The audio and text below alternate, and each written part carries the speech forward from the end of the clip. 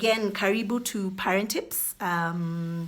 I hope you've had a good week. I hope what we've been talking about, sexual abuse and protecting your children, has been helpful. Week 1, we talked about sleepovers. Last week, we talked about having that conversation about sexual abuse with your children. And this week, we're going to lean a bit more towards the internet and how sexual abuse happens over the internet. There's been a lot of information out there about cyber sex, about children being poached by sexual predators over the internet, about children being exposed to sexual content that they do not need to be exposed to, sexual content that they need to be protected from. And so I thought today we can talk about the internet. Now, when I thought about this topic, I remember sadly that my very first experience with pornography was in the presence of an adult. And that, when I remember that experience, it shook me because it was just an irresponsible adult who felt that I probably would not understand what was happening on the TV. And so he put a tape on the VCR, and we were about 3 or 4 children in the room, and he played his VCR, and I remember watching and thinking, what is this? You know, it was too much for my mind to handle. And when I think about it today, that experience scares me completely, because first, we leave our children sometimes with people we don't really know, people we don't really trust, people we are not really aware of their behaviors. And so even as we talk about protecting your children from the internet in matters of sexual abuse, it's very important that we are aware who we leave our children with. You know, when we leave for work, who do we leave our children with? What is the character of that person you're leaving your child with? Are we very meticulous when we are interviewing caregivers? Do we have our relatives hanging around the house and having access to the television and to DVDs and to CDs and to the internet and to the laptop as they would want to? And we are not sure if these people are really careful about the children that are around them. Yeah, so that's important. But secondly, I want to just share with you some information about the internet and how we can take some steps to protect our children from sexual abuse over the internet, because there's a lot of bad content over the internet. As much as there's a lot of wonderful content, the internet is like a double-edged knife, you know. On one side, it's very informative, it's very sharpening, it's good, you know. But on the other side, it can be very damaging, you know, and it can cut and it can harm.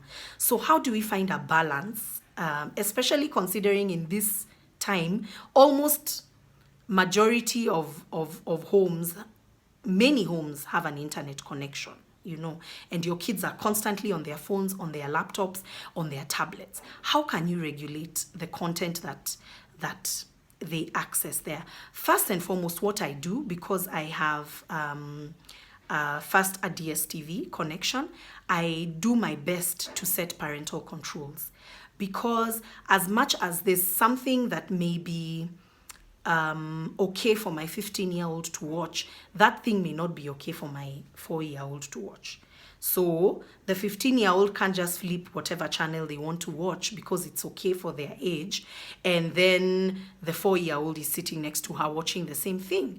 And so I try to set parental controls, and my eldest knows there are things she cannot watch in front of her siblings, for instance. And so I try to set parental controls on DSTV. I put a pin or a code on some channels so they're not able to access those channels. But secondly, over the internet, there are a few free software apps that you can download on your devices and that you can control remotely. So one, these apps can help you detect and block certain sites using certain filters, you know, that you'll be able to key in as a parent.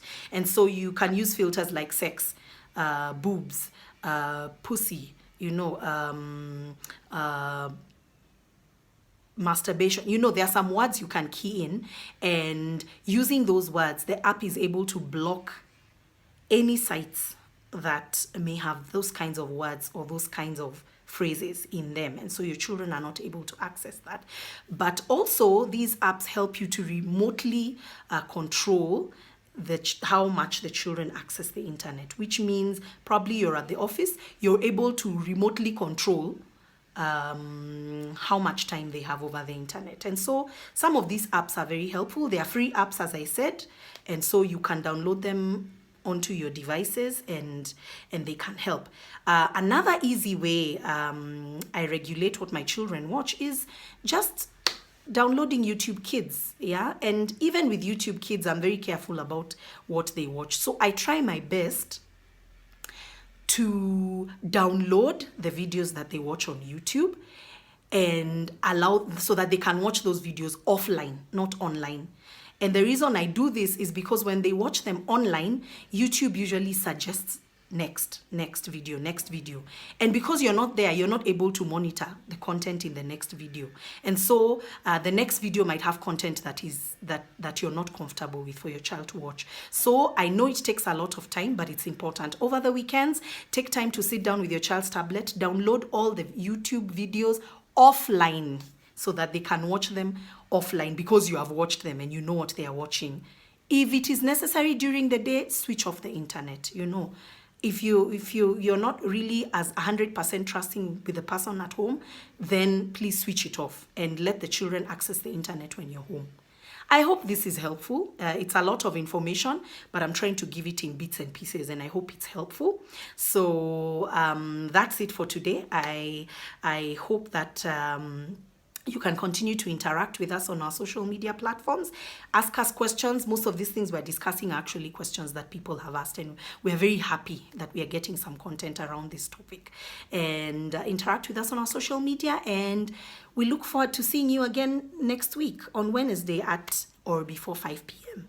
Bye-bye. See you.